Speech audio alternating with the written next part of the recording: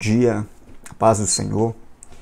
Hoje é sábado, dia 21 de março de 2020 e eu li uma mensagem agora em um dos grupos no qual eu participo sobre como hoje o dia está parado, as pessoas estão em casa, ninguém está na rua e hoje nós estamos atendendo a uma orientação do nosso presidente da ADETAG, que nos conclamou para uma consagração em todo o campo, pela situação que o Brasil está enfrentando hoje. Isso me fez refletir hoje pela manhã, quando eu abri a Escritura, o sábado após a crucificação de Jesus.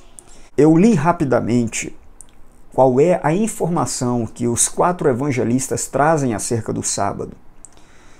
Isso me chamou a atenção, porque nós temos muita informação nos evangelhos sobre a sexta, nós temos muita informação nos evangelhos sobre o domingo, mas nós temos pouquíssima informação nos evangelhos sobre o sábado.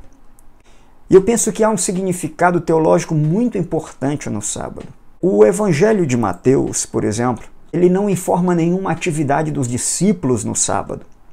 A única atividade que o Evangelho de Mateus registra é a atividade dos fariseus e dos sacerdotes que saíram de suas casas, inclusive violando o sábado, e foram então até Pilatos e se movimentaram, fizeram uma grande movimentação para que houvesse guarda no sepulcro, porque eles temiam que realmente acontecesse o que Jesus havia predito sobre a ressurreição, e eles falaram, olha, pode ser que os discípulos daquele enganador tirem ele do sepulcro e digam que ele ressuscitou. Então eles violam o sábado e colocam guarda no sábado lá no sepulcro. O Evangelho de Marcos, por exemplo, não informa nada sobre o sábado, exceto que na véspera do sábado, Maria Madalena, Salomé e Maria, mãe de Tiago, ou melhor, no término do sábado, elas compraram especiarias para ungir o corpo de Jesus. Quer dizer, terminou a sexta, veio o sábado, elas não fizeram nada. É o Evangelho de Lucas que registra no capítulo 23, no versículo 55 e 56, que as mulheres, seguindo Jesus desde a Galileia, elas ficaram ao pé da cruz, viram onde Jesus foi depositado e depois se retiraram para preparar aromas e no sábado descansaram conforme o mandamento. As mulheres descansam, os discípulos cumprem o sábado e ainda que atemorizados também ficam dentro de suas casas, mas os líderes religiosos não cumprem e não só não cumprem, como articulam para colocar um destacamento de soldados na porta do túmulo. O Evangelho de João não relata nada sobre o sábado, então existe um salto da sexta para o sábado. Pois bem, eu fiz uma rápida reflexão sobre o significado do sábado, porque os próprios evangelistas não souberam muito o que refletir sobre o sábado. Existe uma lacuna entre a sexta-feira e entre o domingo. A sexta-feira é o dia fatídico. A sexta-feira é o dia em que a humanidade rejeita Jesus. A sexta-feira é o dia em que a humanidade, ali representada naqueles que pediram Jesus em vez de Barrabás, demonstram a sua inimizade em relação ao próprio Deus. Na sexta, esqueceram-se de que quem estava na cruz era o próprio Deus. E então, alguns choraram, outros não se importaram, outros pediram que ele fosse crucificado, mas o certo é que há uma lacuna, há um espaço em que a própria teologia não preencheu. Os próprios evangelistas não preencheram essa lacuna porque não souberam o que fazer com o silêncio. Não souberam o que fazer no dia posterior ao dia fatídico, ao dia em que somos assolados por uma tristeza, por algo que nos ataca, por algo que nos preocupa, por algo que nos amedronta. Os discípulos ficaram amedrontados na sexta, tiveram seu chão tirado no dia da crucificação, mas no sábado eles ficaram em suas casas. Nós não sabemos exatamente, porque os evangelhos não relatam o que eles fizeram no sábado. Nós não sabemos se eles tiveram disposição ou coragem para orar no sábado. O sábado é o dia em que o céu se cala. O sábado é o dia posterior, é o momento imediatamente depois àquele dia em que somos assolados, em que somos aterrorizados, em que em que temos o chão completamente tirado debaixo de nossos pés. E aí é o dia que nós paramos, é o dia em que nós refletimos. Revela a nossa tristeza, revela o fracasso da humanidade. Revela e nos ajuda a perceber, ou nos ajuda pelo menos a refletir sobre o nosso passado, mas nos ajuda também a ter esperança para o futuro. Nos ajuda a repensar como foi a sexta, como foi os dias ou como foram os dias anteriores. Eu penso que nesse momento, não só nesse sábado de 24 horas, mas nós estamos vendo um sábado histórico, em que fomos acometidos, em que o planeta foi acometido por algo triste. Nós estamos no Brasil vivendo apenas o início desse sábado. A China possivelmente esteja um pouco mais no entardecer do sábado. A Itália está no meio-dia, no alvorecer do seu sábado. Mas nós estamos aqui no Brasil apenas iniciando o nosso sábado. É o dia de resignação, é o dia de nós pararmos, é o dia de nós refletirmos. É o dia em que nós podemos pensar como a humanidade, como eu, representante da humanidade. Eu posso responder por mim, você pode responder por você. É o dia que nós podemos pensar. Será que não temos rejeitado o Senhor? Será que não temos nos afastado da cruz? Será que não fizemos como alguns discípulos que fugiram da cruz? As mulheres aqui são um exemplo. As mulheres são um exemplo de determinação, um exemplo de coragem. Elas vão para o pé da cruz. Mas eu não quero refletir muito nesse momento sobre a sexta. Eu quero parar para refletir sobre o sábado. O sábado é dia de reflexão. Esse é o momento histórico que nós vivemos no Brasil.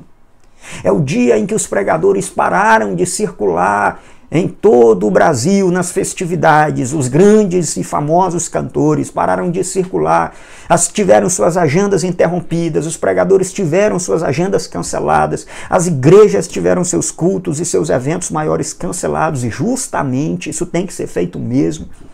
Mas é porque Deus preparou para o Brasil, nesse momento, um dia de reflexão, um momento histórico, um momento em que nós vamos aproveitar para refletir. Nós temos que aproveitar para repensar o que o Brasil fez na sexta-feira.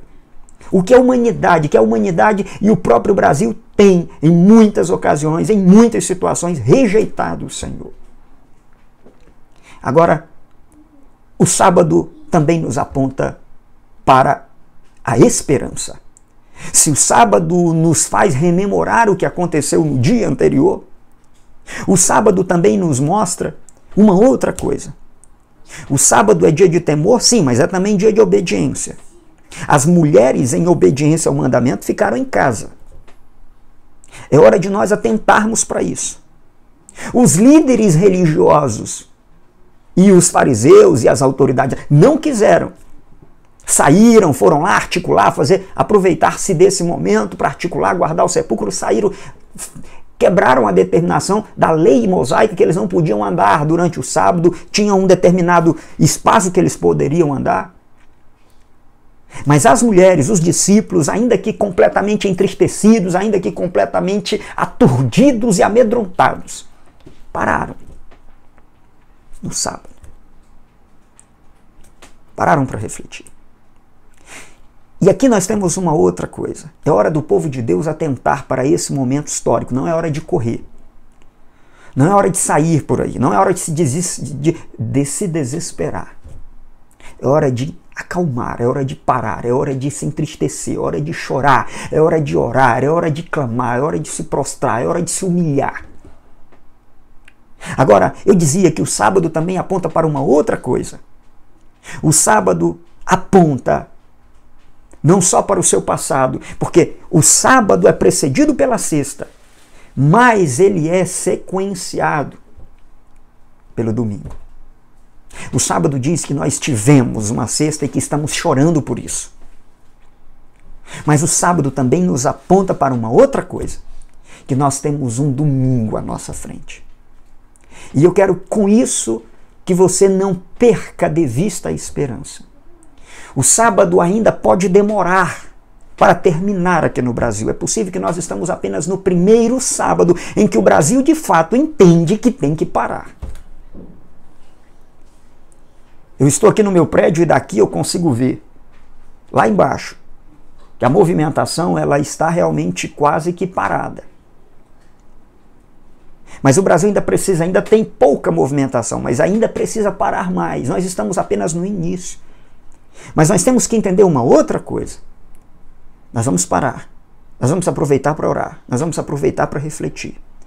Mas nós não vamos nos esquecer de que esse sábado vai ter um fim. E sabe como é que o sábado termina? Se você quer uma referência, por exemplo, pegue Marcos. Capítulo de número 16, versículo de número 1. Passado o sábado, Maria Madalena, Maria, mãe de Tiago, e Salomé compraram aromas para irem embalsamá-lo. O sábado parou, o comércio parou, tudo fechou naquele dia.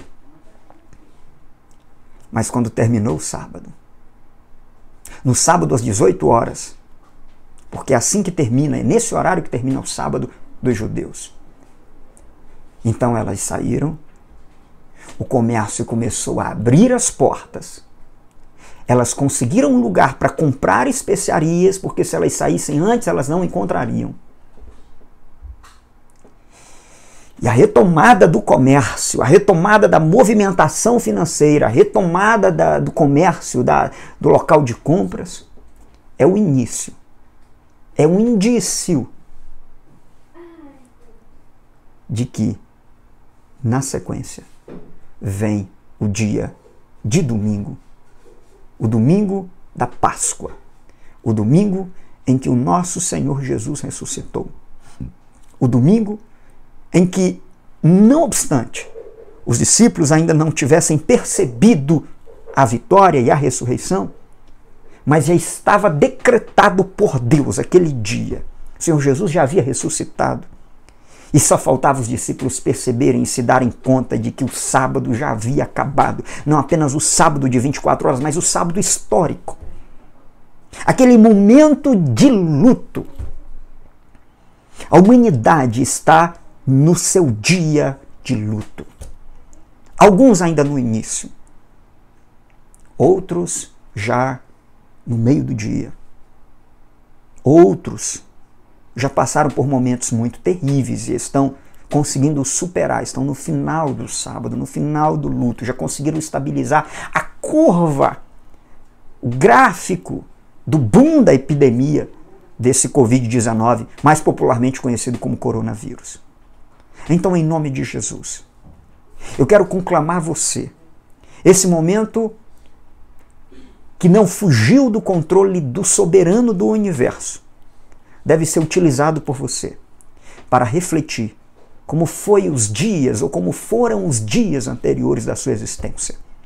Mas também para nesse dia não somente orar, chorar, se arrepender, mas também um dia para esperar com fé pelo dia do domingo, quando historicamente nós terminarmos esse dia que está começando, que está alvorecendo no Brasil, com 11 mortes confirmadas até ontem.